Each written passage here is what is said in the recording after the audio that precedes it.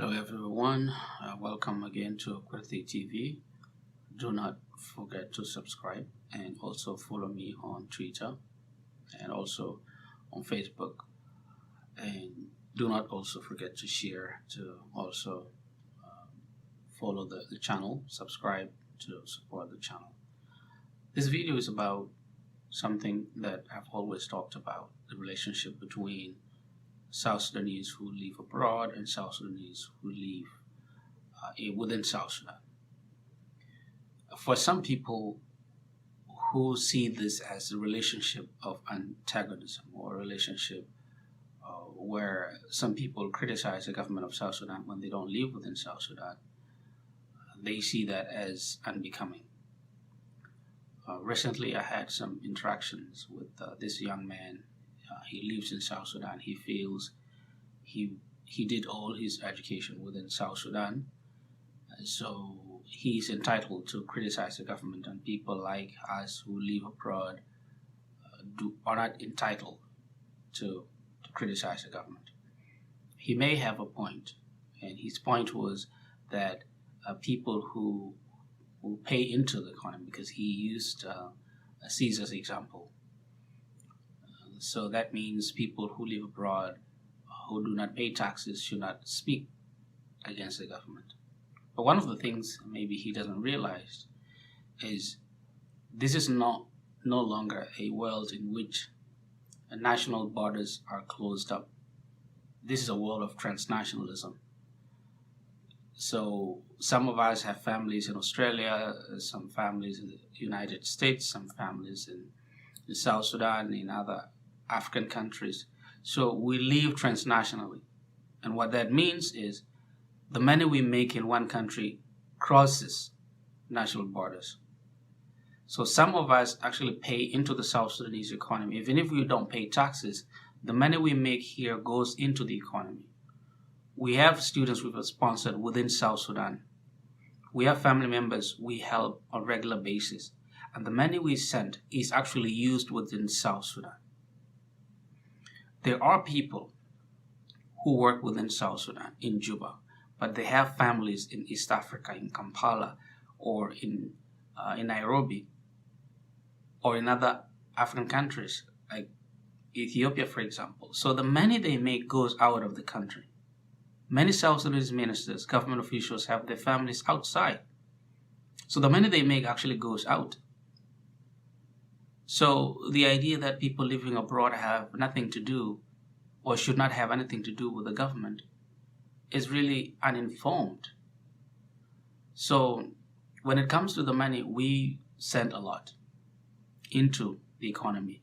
And if some of you look at the World Bank statistics, but around between 2018 and 2019-20, South Sudanese abroad send about $1.3 billion to South Sudan.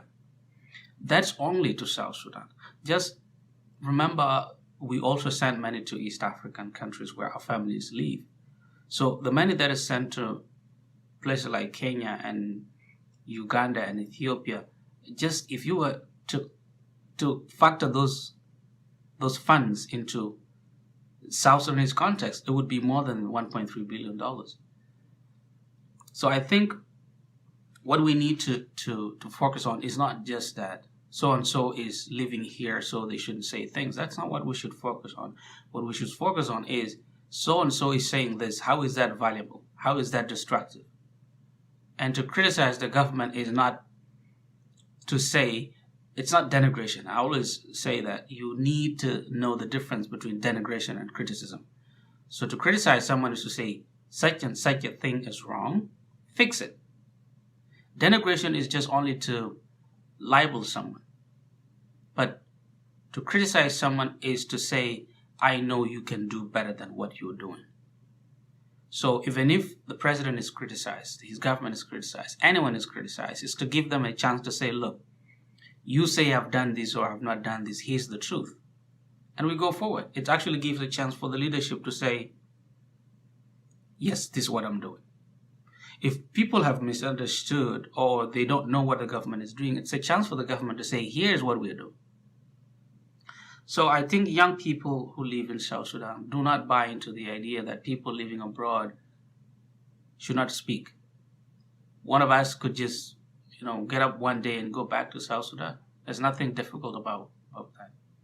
But the issue is, as this African saying goes, you don't have to look at who is speaking, look at what is said.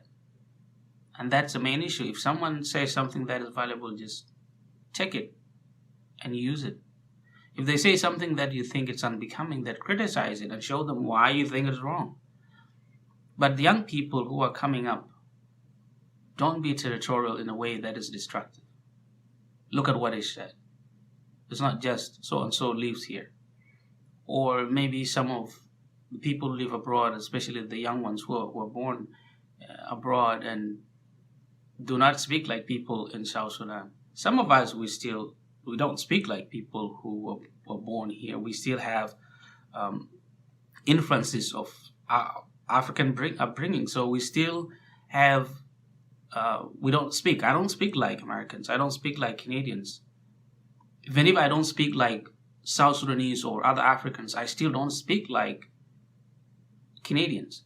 But there are young people who are born here who actually speak like Canadians or Americans. My daughter lives in Australia and she speaks like an Australian. She has an Australian accent. So, but still, if she's brought up knowing that she's a South Sudanese, maybe tomorrow she might be in South Sudan. And she's not going to speak like the kids who are brought up in South Sudan. We're going to say she should not say anything about South Sudan. So, what bothers me is that young people are buying into this nonsense. Do not buy into it.